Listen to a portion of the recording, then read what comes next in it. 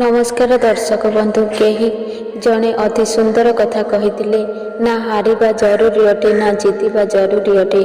जीवन एक खेल होता है बंधु, यह खेलिबा जरूरी अटे। सफलता हाथ में लेखा न थाए, यह परिश्रम उपरे लेखा थाए।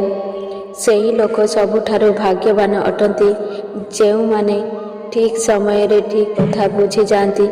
कहीं प्रायतः केही समय पूर्वर बुझी पारती नहीं, आउ जेतेबेले बुझती सेतेबेले समय ही न थाए। दर्शक बंधु, खाली आशा करी बसिले केबे सफलता मिले न थाए, सेथिपाई परिश्रम करबाकू पड़िथाए। सबुबेले गोटिए कथा मने रखिथिबे, गोटे छोट परिवर्तन एक बड़ सफलतार शुभ आरंभ होइथाए।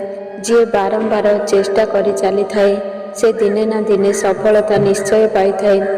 जी गोटिए थर हार मानि जाए से तार विफलतारे निजे ही दायी होइथाए। जदि अनुभव हुए कि लक्ष्य पथरे पहुँचवा असंभव बोली, तेबे रास्ता बदलांतु, किंतु निजर लक्ष्य को नुहे। जेउ लोक सचोट हृदयर होइथाए, भगवान तार कड़ा परीक्षा नियंती। जदि मन उदास अछि तेबे एकुटिया कांदंतु, काहींकि ना तुमर लुह पोछिबा पाई केही आसीबे नाही। काहा पछरे एमिति पड़ी जाआंतु नाही कि तुमर गोड़ अपेक्षा हृदय अधिक थकी जीव। काहाकू प्रेम करिबा बड़ कथा नुहे, काहार प्रेम पाइबाटा ही बड़ कथा होइथाए। बेले बेले मनीष एते भांगी पड़े जे से काहा सहित कथा हेबा तो दूरर कथा बंचिबाकू भी इच्छा करे नाही। दुनिया बहुत बदली गलानी बंधु। एठी साधा सरल लोकंको दुनिया बहुत बोका बोली भावी थाए। जेउ लोक समय आसिले बदली जाती सेमाने केबे भी निजर हुअंती नाही।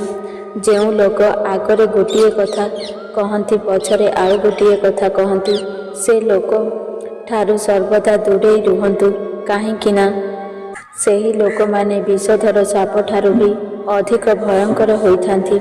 ए जीवन आपणकर निज इच्छारे बंचंतु, कारण काहा पछरे अଯଥା पड़िकी निजर समय नष्ट करंतु नाही। जाहार तुम पाई कौनसी चिंता नाही, एही कथा अप्रिय सत्य अटे। लोक मानकर आवश्यकता पड़िले कौनसी संपर्क न थाई मध्य सेमाने संपर्क जोड़ी थांती, आउ आवश्यक पूरण होइगला परे तुमको चिन्ही मध्य पारिबे नाही।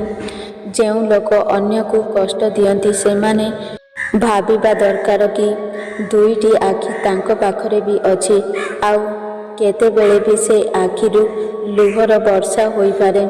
जेउठी मन भांगी जाइथाए सेठारे जबरदस्ती कथा हेबा कौनसी दरकार नाही।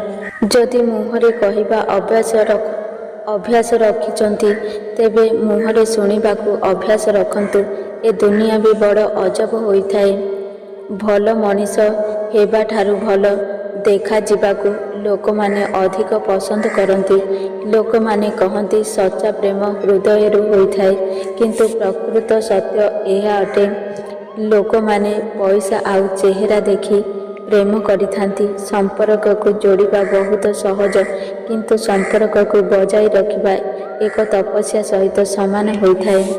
श्रीकृष्ण कहती, जिए तुमर ठीक कथा को भी भूल अर्थ को बाहर करिथाए, ताकू बुझेइबा तुमर मूल्यवान समय को नष्ट करंतु नाही। निजर केवल सेही लोक माने होइथांती जिए तुमर कष्ट को बुझी थांती। नहले बाटरे जीवा बेले तो समस्ते भल मंद पचारती। परिश्रमर फल आउ समस्यार समाधान विलंब हेउ पछे निश्चय मिलिथाए। जेतेबेले आपण निजे अन्यर भल चाहिथांती, तेबे ईश्वर आपणकर भी भल करिथांती।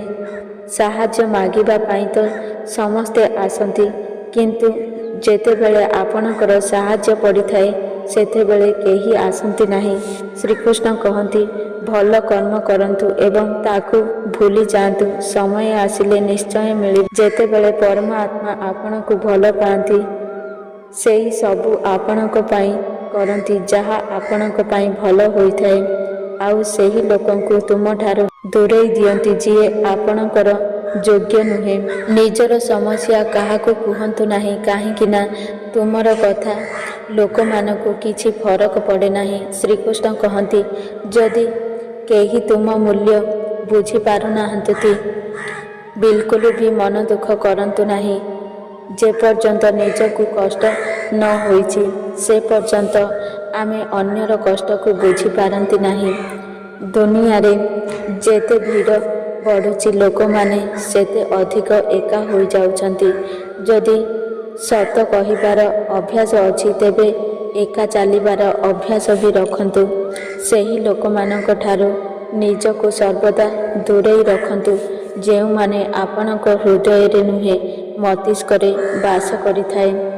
ଯିଏ ଆପଣଙ୍କ ଦୁଃଖ ଦେଖି କାନ୍ଦି ପକାଇଥାଏ ସିଏ କେବେ ବି ଆପଣଙ୍କୁ ଦୁଃଖ ଦେଇପାରିବ ନା। ଗୋଟେ କଥା ସବୁବେଳେ ମନେ ରଖିଥିବେ, ଯିଏ ଅନ୍ୟର କଥାକୁ ତୁମ ଆଗରେ କହିଛି ସେ ମଧ୍ୟ ତୁମର କଥାକୁ ଅନ୍ୟ ଆଗରେ ନିଶ୍ଚୟ କହିବ।